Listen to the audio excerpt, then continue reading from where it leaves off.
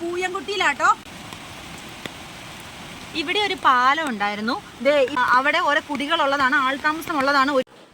ഈ കിടക്കുന്ന വഞ്ചിയിലാണ് കേട്ടോ ആളുകൾ അക്കരയ്ക്ക്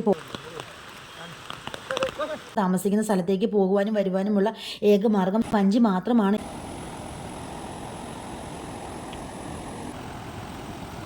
വെയിൽ കഴിഞ്ഞപ്പോഴാണ് ഇത്ര വെള്ളം ഇറങ്ങിയത്.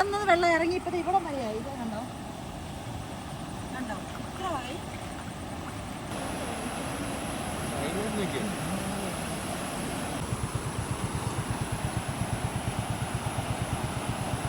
പാലം തെളിഞ്ഞു, യാത്രാ യോഗ്യമായി.